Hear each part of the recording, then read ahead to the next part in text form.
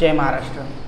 बघा तुमच्या स्क्रीनवर जे एक मराठीमध्ये कमेंट दिसत आहे ही आपल्या चॅनलवर आलेली आहे। मी त्या व्यक्तीचं नाव इथे दाखवू इच्छित नाही, कारण की मला नको की त्यांना तुम्ही कमेंट कराल किंवा त्यांच्याबद्दल वाईट बोलाल। त्यामुळे मी फक्त इथे कमेंट वाचतो आणि त्यावर हा व्हिडिओ राहणार आहे। कमेंट अशी आहे, इंजिनिअरिंग करून नकाशा पास करून घ्या सरकारी नियमाप्रमाणे। म्हणजे बेसिकली त्यांना म्हणायचं आहे की इंजिनिअरकडून तुम्ही नियमाप्रमाणे नकाशा पास करून घ्या आणि ठेकेदार मिस्त्री मजूरला काम द्या। इंजिनियरला प्लास्टर करता येत नाही। म्हणजे बेसिकली इंजिनिअरकडून तुम्ही नकाशा तयार करून घ्या, प्रत्यक्ष जे काम आहे ते मिस्त्री किंवा कॉन्ट्रॅक्टर यांना द्या, कारण की इंजिनिअरला काम करता येत नाही असं त्यांचं म्हणणं आहे। फक्त त्याला डायरेक्शन करता येतो, प्रॅक्टिकल नाही। म्हणजे बेसिकली इंजिनिअरला फक्त डायरेक्शन किंवा आपण म्हणतो की फक्त सांगण्याचं काम येतं, फक्त त्यांना प्रत्यक्ष काम करता येत नाही असं यांचं मत आहे। 100 वर्षापासून बांधकाम चालू आहे, घर तरी स्ट्रॉंग आहे करंटली। म्हणजे जे कॉन्ट्रॅक्टर बांधकाम करत आहे किंवा मिस्त्री बांधकाम करत आहे विदाऊट इंजिनिअरच्या सपोर्टशिवाय, तर त्यांचे बांधकामसुद्धा 100 वर्षे टिकून आहेत, मजबूत आहेत। मग आपल्याला इंजिनिअरची काय गरज असा या वाक्याचा अर्थ आहे। आणि शेवटी महत्त्वाचं त्यांनी एक कमेंट केलेली ते म्हणजे हे सर्व पैसे कमावण्याचे व्हिडिओ आहेत। म्हणजे इंजिनिअरिंग संबंधित असो किंवा मी जे व्हिडिओ तुम्हाला सादर करत आहोत हे पैसे कमावण्यासंबंधित व्हिडिओ आहे असं यांचं इथे मत आहे। बघा आधी तर मी या व्हिडिओवर किंवा या टॉपिकवर मी बोलणार नव्हतो, पण त्यांचे 2 व्हिडिओवर सेम कमेंट आले। त्यानंतर मला असं वाटलं की एक जे माइंडसेट आहे आपल्या महाराष्ट्रामध्ये किंवा आपल्या इवन भारत देशामध्ये सुद्धा इंजिनिअरबद्दल कॉन्ट्रॅक्टरबद्दल हे मला थोडं इथं या कमेंटच्या दृष्टीने बघून मला असं वाटलं की आता आपल्याला एक प्रॉपर एक व्हिडिओ बनवणे गरजेचं आहे। म्हणून माझी अपेक्षा आहे की हा व्हिडिओ तुम्ही शेवटपर्यंत बघा, कारण की या व्हिडिओमधून खूप साऱ्या गोष्टी ज्यांनी कमेंट केलेली आहे यांनासुद्धा माहिती पडतील आणि तुम्ही जर बघाल तर तुम्हाला सुद्धा लक्षात येईल। सर्वप्रथम ज्यांनी हा व्हिडिओ कमेंट केलेली आहे मला त्यांना एक गोष्ट सांगायची आहे, ती म्हणजे अशी की बघा तुम्ही जी कमेंट केलेली आहे एक गोष्ट लक्षात घ्या की तुम्ही ही कमेंट यूट्यूबवर केलेली आहे किंवा सोशल मीडियावर केलेली आहे तर ठीक आहे, पण तुमच्या ओळखीमधील जर कोणी इंजिनियर असतील किंवा तुम्ही ज्यांच्याकडून घर बांधकाम करू इच्छिता यांच्याजवळ अशी कमेंट तुम्ही प्रत्यक्ष करू नका। हे मला त्या व्यक्तीला सांगणे आहे ज्या व्यक्तीने ही कमेंट केली आहे। त्याचं कारण असं की संबंधित इंजिनियरला जर या गोष्टीचा राग आला आणि त्यांनी जर तुमच्या घर बांधकाम परवानगी संबंधित जर तक्रार केली तर मी तुम्हाला लिहून देतो आणि या व्हिडिओमध्ये चॅलेंज करतो, CM PM कलेक्टर ठीक आहे, त्यानंतर आपण म्हणू शकतो खासदार आमदार ठीक आहे, कोणीही तुम्हाला मदत करू शकणार नाही। वकील असो कोणीही असो, ज्यावेळी इंजिनियर तुमची तक्रार करतील बांधकाम परवानगी संबंधित तर मी या व्हिडिओमध्ये चॅलेंज करतो आणि लिहून देतो की तुम्हाला कोणीही मदत करणार नाही। त्यामुळे तुम्ही इथे कमेंट केलेली आहे ते ठीक आहे, पण प्रत्यक्ष असं कोणत्याही इंजिनियरला म्हणू नका, कारण की त्यांना जर राग आला समजा या गोष्टीचा तर ती अशा प्रकारे एवढ्या व्यवस्थित प्रकारे तुमची तक्रार करतील संबंधित नगरपालिका किंवा महानगरपालिकेत की तुम्हाला सुचणार सुद्धा नाही की या केसमधून आपण बाहेर कसं यायचं। ठीक आहे, हा तर झाला त्यांचा मुद्दा, पण आता आपण आपल्या व्हिडिओवर येऊया। बघा सर्वात पहिला मुद्दा मला एक गोष्ट तुम्हाला सांगायची आहे ओनर म्हणून, की बघा ज्यावेळी तुम्ही घर बांधकाम करता त्यावेळी 3 लोकांशिवाय घर बांधकाम होऊ शकत नाही। पहिले व्यक्ती म्हणजे ओनर घर मालक, त्यांची इच्छाशक्ती जर नसेल तर घर बांधकाम होऊ शकत नाही। दुसरे व्यक्ती म्हणजे कॉन्ट्रॅक्टर किंवा ठेकेदार, त्यांच्या अनुभवाशिवाय किंवा ते जे प्रत्यक्ष काम करतात याशिवाय बांधकाम कधीही पूर्ण होऊ शकत नाही। आणि तिसरे आणि महत्त्वाची व्यक्ती म्हणजे इंजिनियर।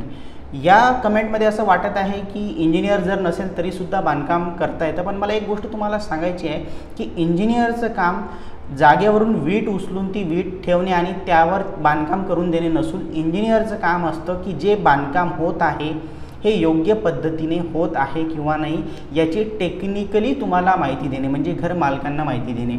इथे कोणत्याही प्रकारची जबरदस्ती नाही आहे। आज कित्येक बांधकाम विदाऊट इंजिनियर होत आहेत, पण याचा अर्थ असा नाही आहे की ते बांधकाम पडतात, पण त्या घर मालकांना आपल्या बांधकामामध्ये काय चुकीचं आहे काय बरोबर आहे याबद्दल कोणतीही आयडिया नसते। उदाहरणार्थ जर आपण साधा फाउंडेशनचा विचार केला, लोक 5-6 मजली घर बांधकाम करतात आणि त्यांचं जे फाउंडेशन असतं ते त्याप्रमाणे नसतं। तर अशावेळी जेव्हा बिल्डिंगमध्ये जर काही इश्यू क्रिएट झाले तर किंवा होत असतील तर ते त्यांना माहिती नसतात। बेसिकली मला हे म्हणायचं आहे की ठेकेदाराचं जे काम असते किंवा कॉन्ट्रॅक्टरचं जे काम असते हे घर मालकांच्या आणि इंजिनियरने सांगितल्याप्रमाणे काम करणे ही काम असते ठेकेदाराचं। तर इंजिनियरचं काम काय असते की जे घर मालकाची अपेक्षा आहे कमी खर्चामध्ये सुरक्षितपणे कशा प्रकारे बांधकाम होईल याकडे लक्ष देणे हे इंजिनियरचं काम आहे। त्यामुळे मला इथे असं म्हणायचं आहे की तुम्हाला फक्त ठेकेदार घेऊन जर तुम्ही बांधकाम करत असाल, कॉन्ट्रॅक्टर घेऊन, तर तुम्ही चूक करतात। आणि तुम्ही फक्त जर इंजिनियरकडूनच बांधकाम करून घेतात, तुम्ही ठेकेदार तिथे अपॉइंटमेंट नाही केलेले आहेत किंवा आपण म्हणू शकतो की अनुभवी ठेकेदार नाही आहे, तर ते सुद्धा चुकीचं होणार। म्हणजे तीनही व्यक्ती आपल्या घर बांधकामामध्ये महत्त्वाचे असतात। आता महत्त्वाचा मुद्दा म्हणजे असा की जसं आपण अनुभवाची गोष्ट केली कॉन्ट्रॅक्टरची, आणि त्यांना अनुभव जो येत असतो हा कशातून येतो बघा, ते व्यक्ती डिग्री किंवा डिप्लोमा तर करत नसतात कॉन्ट्रॅक्टरचा, ते आपल्या ओळखीच्या किंवा नातेवाईकांच्याकडे काम करतात आणि त्यातून त्या अनुभव मिळतात। तो अनुभव 40 वर्षाचा असू शकतो, 30 वर्षाचा असू शकतो। मला एक गोष्ट तुम्हाला सांगायचं आहे, एकच गोष्ट 100 वेळा किंवा 1000 वेळा करणे याला अनुभव म्हणतात, हे मी मान्य करतो। पण जर ती एकच गोष्ट जर 1000 वेळा, 100 वेळा किंवा कितीही वेळा जर चुकीच्या पद्धतीने केली तर त्यालासुद्धा अनुभवच म्हणतात, पण त्याला चुकीचा अनुभव म्हणतात। बेसिकली मला इथं हे सांगायचं आहे की प्रत्येक कॉन्ट्रॅक्टर अनुभवी असतात, पण याचा अर्थ असा नाही की त्यांचा अनुभव हा योग्य असतो असा होतो, किंवा प्रत्येक कॉन्ट्रॅक्टर यांचा अनुभव हा चुकीचा असतो असं पण नसतो। हा अनुभव बरोबर आहे की चूक आहे हे ठरवण्याचं काम असतं प्रत्यक्ष त्या इंजिनियरचं। आता इथे एक महत्त्वाचा भाग येतो बघा, इंजिनियरचा अनुभव मॅटर करतो, नक्की अगदी बरोबर आहे। पण एक गोष्ट लक्षात घ्या, त्या इंजिनियरने जर डिप्लोमा किंवा डिग्री जर ते करत असतील तर त्यांनी एक डेडिकेटेड एज्युकेशन किंवा आपण म्हणू शकतो शिक्षण घेतलेलं आहे त्या गोष्टीचं। त्यांना माहिती आहे की जर आपण ज्याला आपण म्हणू शकतो लाल जी वीट असते ती वापरली तर त्याचा काय फायदा आहे, आणि ज्याला फ्लाय ॲश ब्रिक म्हणतो किंवा डबल AAC ब्रिक असतात, ह्या जर वापरल्या तर काय फरक पडतो। लोखंडामध्ये आपण म्हणू शकतो की 12 mm चा बार वापरला तर काय फरक पडणार, 16 mm चा कुठे वापरायचा हे ठेकेदार तुम्हाला कारणासह नाही सांगू शकत, तेच इंजिनियरला या प्रत्येक गोष्टीमागं कारण माहिती असतं। हे अशाच प्रकारचं उदाहरण झालं की तुम्हाला एखादी बिमारी झालेली आहे आणि त्यानंतर तुम्ही म्हणता की मला मेडिसिन घ्यायची आहे, तर मी मेडिकल स्टोअरला जाणार आणि विकत घेणार आणि त्यानंतर माझी तब्येत चांगली होणार। हो, नक्कीच होणार, काहीच प्रॉब्लेम नाही आहे, पण त्या मेडिसिनचा काय साईड इफेक्ट होणार, त्या मेडिसिनमुळे तुम्हाला काय त्रास होऊ शकतो किंवा ती योग्य आहे की नाही हे सांगणं काम असते डॉक्टरचं। डॉक्टर तर तुम्हाला कधीच गोड्या हाताने आपल्या दुकानातून काढून किंवा मेडिकल स्टोअरमधून काढून देत नाही, ते फक्त साधी एक चिठ्ठी लिहित असतात आणि त्याचे तुम्ही त्यांना पैसे देता। म्हणायचा अर्थ काय, त्यांचंसुद्धा शिक्षण असतं, ते एका 2 मिनिटात तुम्हाला सांगतात की नेमकी तुम्हाला कोणती गोळी घ्यायची आहे। तर हा फरक समजणे गरजेचं आहे। इथे ठेकेदारसुद्धा गरजेचे आहेत आणि इंजिनियरसुद्धा गरजेचे आहे। अनुभव हा जो शब्द वापरलेला आहे यांनी या कमेंटमध्ये, मला तिथं उत्तर हेच द्यायचं आहे की अनुभव हा नेहमी बरोबरच असेल असं नाही आहे। एखादा ठेकेदार 100 वेळा 1000 वेळा एकच चूक करत असेल आणि म्हणत असेल की मेरा 30 साल का अनुभव आहे, माझा 30 वर्षाचा अनुभव आहे, 50 वर्षाचा अनुभव आहे, तर तो अनुभव काही कामाचा नाही हे सांगणं काम असते इंजिनियर किंवा आर्किटेक्टचं। बरं, आता पुढील मुद्दा म्हणजे असा की यांनी इथे एक शब्द वापरलेला आहे की 100 वर्षापासून बांधकाम चालू आहे आणि ते घर स्ट्रॉंग आहेत। घर स्ट्रॉंग आहे की नाही स्ट्रॉंग आहे हे बघा। आता एक सामान्य व्यक्तीच्या दृष्टीने जर बघितलं, तुम्हाला जर असं वाटत असेल की घर जागेवर उभं आहे म्हणजे ते स्ट्रॉंग आहे, तर तुम्ही पूर्णपणे चुकीचे आहात। स्ट्रॉंग घर असणे याचा अर्थ काय की एखादी बिल्डिंग 100 वर्षापेक्षाही जास्त जर कालावधी काढत असेल तर त्यासाठी लागलेला खर्च हा त्या कालावधीसाठी योग्य होता का, हा एक महत्त्वाचा विषय। बघा, मला एक साधं उदाहरण द्यायचं आहे। तुम्ही खूप मजबूत असं फाउंडेशन तयार केलं आणि त्यानंतर त्यावर तुम्ही फक्त ग्राउंड फ्लोअरचं बांधकाम केलं। आता एक विचार करा, प्रत्यक्षपणे ही काय योग्य, यामध्ये किती योग्यता होती? तुम्ही उगाच खर्च केला आणि त्या बिल्डिंगला स्ट्रॉंग केलं। किंवा आपण आणखी एक उदाहरण देऊ की स्लॅबमध्ये खूप लोक जास्तीत जास्त लोखंड वापरतात। आता मला एक गोष्ट सांगा, जर जास्त लोखंड वापरता म्हणजे गरजेपेक्षा अधिक, तर ठीक आहे तुम्ही स्ट्रॉंग केलं, ते 100 काय ते 500 वर्षे टिकणार, त्यात काही प्रॉब्लेम नाही। पण तुम्ही खर्च एक्स्ट्रा केला, त्याचा हिशोब काय, तिथे मालकाचं नुकसान झालं या संबंधित काय। तर ह्या ज्या गोष्टी असतात, घर कसे दिसणार, घरामध्ये रूमची साईज कशी असणार, त्यानंतर घर आतमधून कसे दिसणार, बाहेरून कसे दिसणार, त्या घरामध्ये 12 mm चे बार वापरायचे, 16 mm चे वापरायचे, फाउंडेशन किती करायचं, या गोष्टीचं आन्सर हे तुम्हाला घर बांधण्याआधी लॅपटॉपवर म्हणा किंवा कम्प्युटरवर इंजिनियर तुम्हाला देतात, त्यांचा वेळ काढून तुम्ही त्यांना त्यांचे चार्जेस देता आणि ते देता. यामध्ये प्रत्येक गोष्टीचं कॅल्क्युलेशन केलं जातं आणि प्रत्येक गोष्ट तुमच्या समोर ठेवली जाते. तर यामध्ये काय फायदा आहे की तुम्ही ठरवू शकता की आपल्या बिल्डिंगची लाईफ आपल्याला 100 वर्षे करायची आहे, 50 वर्ष कसे, आणि ते पण अगदी तुम्ही जो खर्च करतात त्याप्रमाणे. आता कितीही अनुभव असू द्या, कोणीही ठेकेदार तुम्हाला एलिव्हेशन म्हणा, ज्याला आपण म्हणतो फ्रंट व्ह्यू, किंवा इंटेरियर डिझाईन, किंवा RCC म्हणजे 12 mm बार का वापरला, 16चा का नाही वापरला, 16चा वापरला तर 12चा का नाही वापरला, याचे उत्तरं टेक्निकली देऊ शकत नाही. याला म्हणतात अंदाजी काम करणे, अंदाज घेऊन काम करणे. आता हा अंदाज कधी बरोबर पण असू शकतो, कधी चुकीचा बनू शकतो, पण यामध्ये जो खर्च असतो, एक गोष्ट नेहमी लक्षात ठेवा, एक बेसिक कन्सेप्ट आहे. ठेकेदार जे काम करत असतात हे त्यांना जास्तीत जास्त कामं मिळावे, त्याप्रमाणे त्या कामातून जास्तीत जास्त फायदा व्हावा यासाठी ठेकेदार काम करतात. आणि यात चुकीचं नाही. मी स्वतःसुद्धा एक गव्हर्नमेंट कॉन्ट्रॅक्टर आहोत, तर ज्यावेळी मी एखाद्या गव्हर्नमेंटचा कॉन्ट्रॅक्ट करणार तर त्या ठिकाणी आधी मी माझा फायदा बघणार. कॉन्ट्रॅक्टरची मेंटॅलिटी हीच असते आणि हीच असायला पाहिजे. तिथेच जर इंजिनियर असेल, समजा मी जर इंजिनियर आहो, मग तो PWD ऑफिसचा सुद्धा इंजिनियर असेल, किंवा मी एखाद्या प्रायव्हेट बिल्डिंगवर जर सुपरविजन करत आहो, तर तिथे माझा उद्देश राहणार की ती बिल्डिंग स्ट्रॉंग कशी राहणार, त्याचप्रमाणे त्या बिल्डिंगमध्ये कमीत कमी पैसा खर्च कसा होणार. तर हा जो फरक आहे हा तुम्हाला समजणं फार गरजेचं आहे. बिल्डिंग किती वर्ष उभी आहे यापेक्षा ती उभी राहण्यासाठी तुम्ही खर्च हा योग्य केला की अयोग्य हे फक्त इंजिनियरच सांगू शकतात. पुढील मुद्दा आपण बघू.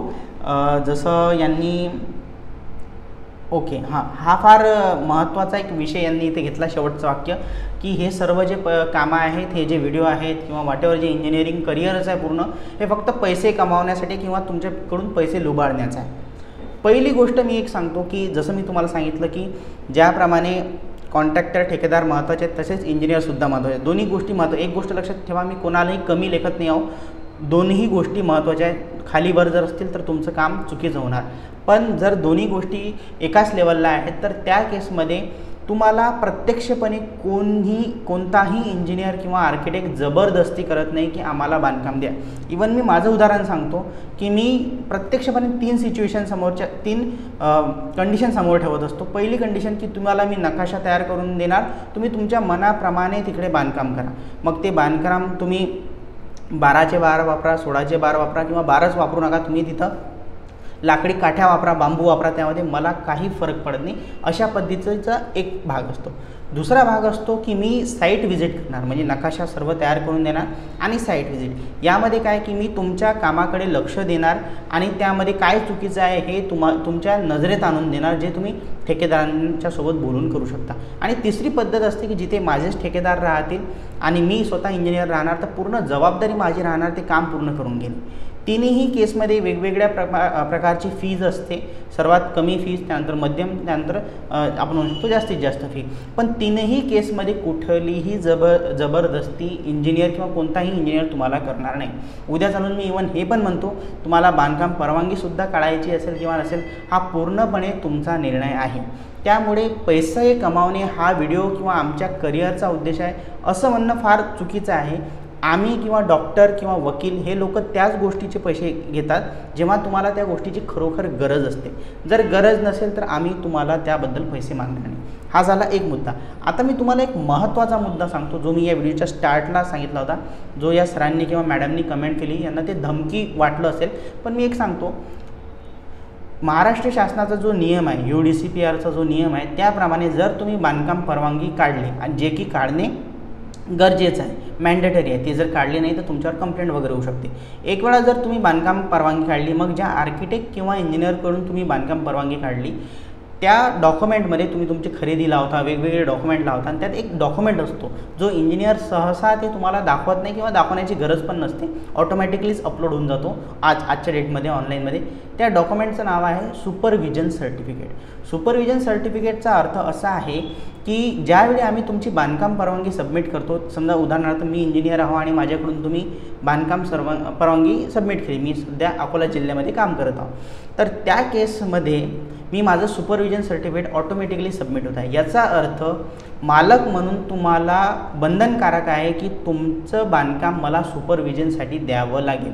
कारण त्या सुपरविजन सर्टिफिकेटमध्ये पूर्णपणे लिहिलेलं असते, तुम्ही लागलं तर डिस्क्रिप्शनमधून ते सुपरविजन सर्टिफिकेट डाउनलोड करू शकता, की संबंधित बांधकाम हे माझ्या देखरेखीखाली होत आहे, पूर्ण जबाबदारी इंजिनियर म्हणून मी घेतो. आता विचार करा, उद्या चालून जर तुम्ही माझ्याकडून फक्त बांधकाम परवानगी घेतली आणि प्रत्यक्षपणे समजा तुम्ही ते काम इंजिनियरला दिले नाही किंवा दुसऱ्या इंजिनियरला दिले किंवा फक्त ठेकेदाराला दिले, तर एका प्रकारे आमचा जो UDCPRचा रूल आहे इंजिनियर रजिस्ट्रेशन, ते सुद्धा तुम्हाला डिस्क्रिप्शनमध्ये मिळून जाईल. त्यामधील सर्वात सेकंड पॉईंट असा आहे की जर बांधकाम सुपरविजन हे तुमच्याकडून होत नसेल किंवा तुमच्या ओनरनी हे तुम्हाला दिलेले नसेल, तर अशा केसमध्ये तुम्ही त्यांची तक्रार करू शकता किंवा ॲटलिस्ट संबंधित नगरपालिका महानगरपालिकेला रिपोर्ट करू शकता की यांचं बांधकाम माझ्याकडे नाही आहे, यांच्या बांधकामाची मी जबाबदारी घेत नाही. आता याचाच अर्थ काय, उद्या चालून जर एखाद्या व्यक्तीने ॲक्च्युअली प्रत्यक्ष असं झालेलं पण आहे, पण मी त्यांची तक्रार केली नाही, जर समजा त्यांनी मला बांधकाम नाही दिलं आणि मी जर असा फक्त साधा रिपोर्टही दिला, याचा अर्थ काय होतो माहिती आहे का, की दुसऱ्या दिवशी तुम्हाला नोटीस मिळणार की तुम्ही बांधकाम जे करता ते नियमबाह्य करता, इथे सुपरविजनसाठी कोण व्यक्ती आहे ते आम्हाला दाखवा. अशा वेळी तुम्ही कॉन्ट्रॅक्टरचं नाव लिहून देऊ शकत नाही. आता विचार करा, हे फार असे नकाशे तयार करा, त्यानंतर तुमच्या साईटवर व्हिजिट करा, त्यानंतर लक्ष द्या, एवढं करण्यापेक्षा एक साधं जर लेटर मी लिहून देतो किंवा कोणते इंजिनियर जर लिहून संबंधित नगरपालिका महानगरपालिकेला देतात, तर जे मालक आहेत ना त्यांना जो त्रास होणार तो त्रास वाचवण्यासाठीच आम्ही फी चार्ज करू शकतो की ठीक आहे, आम्ही आमची कंप्लेंट मागे घेतो, तुम्हाला सुपरविजन सर्टिफिकेट देतो, आम्हाला त्याबद्दल पैसे द्या. पण अशा चुकीच्या पद्धतीने आपल्या महाराष्ट्रामध्ये कोणताही इंजिनियर किंवा आर्किटेक्ट तुम्हाला त्रास देत नाही, जे की ॲक्च्युली जर तसं केलं तर तुम्ही काही विरोध करू शकत नाही, कारण की नियमाप्रमाणे तुम्हाला त्यांना काम देणं हे बंधनकारक आहे, सुपरविजन देणे हे बंधनकारक आहे. पण असं तुमच्यासोबत कधी झालं आहे का, किंवा हा नियम तरी तुम्हाला कोणी सांगितला का? म्हणायचा अर्थ असा आहे की जेव्हा प्रोफेशनल विषय असतो, तो हे जे प्रोफेशनल फील्ड असते, मग ती सिव्हिल इंजिनियर असो, वकील असो, डॉक्टर असो, या फील्डमध्ये काही एथिक्स असतात किंवा शिकलेली लोकं असतात. हे पैसे कमावणे आमच्यासाठी हा सेकंडरी भाग असतो. जसं मी सांगितलं की मी सुद्धा एक गव्हर्नमेंट कॉन्ट्रॅक्टर आहो, तिथं माझं फर्स्ट प्रायोरिटी पैसे राहणार. पण जेव्हा प्रोफेशनली आम्ही प्रेझेंट करतो स्वतःला इंजिनियर म्हणून, तिथे आमचं सर्वात पहिलं काम असते स्वतःची इमेज टिकवणे, स्वतःचं नाव खराब न होऊ देणे. सेकंडरी मुद्दा असतो पैसे कमावणे. आणि सर्वात शेवटी मी हेच म्हणणार, मला इथे कोणी कशाप्रकारे काम करावं, कोणाला काम द्यावं ही माझी कोणाला जबरदस्ती नाही. मी नियम तुम्हाला सांगितले, मी सिच्युएशन तुम्हाला सांगितली आणि आमच्या दृष्टीनं काय पॉईंट आहेत ते सुद्धा इंजिनियर म्हणून ते सुद्धा सांगितले. शेवटी मी एकच म्हणणार, पैसा तुमचा आहे, घर तुमचं आहे, त्या घराची रिस्क तुमची आहे, ते स्वप्नसुद्धा तुमचं आहे. त्यामुळे विचार करा की हे काम फक्त ठेकेदाराला द्यायचं की फक्त इंजिनियरला, की दोघांनाही बॅलन्स करून हे काम द्यायचं. आय होप की या व्हिडिओमधून हा पॉईंट क्लिअर झाला असेल आणि जे व्यक्ती आहे यांनासुद्धा समजलं असेल की आपण किती चुकीच्या पद्धतीनं हा जो पॉईंट आहे हा सादर केला होता आणि त्याला मी त्या व्यक्तीला मी प्रत्यक्ष सर्व पॉईंटवर उत्तर दिलेलं आहे. जर तुम्हालासुद्धा जर या पॉईंटमध्ये चुकीचं काही वाटत असेल किंवा मी जे बोललो यामध्ये काही चुकीचं वाटत असेल, तर नेहमीप्रमाणे मी एक सिव्हिल इंजिनियर म्हणून तुमचे व्हॉटेवर जे काही कमेंट्स असतील त्या तुम्ही कमेंट बॉक्समध्ये करा, मी उत्तर नक्की देणार. धन्यवाद.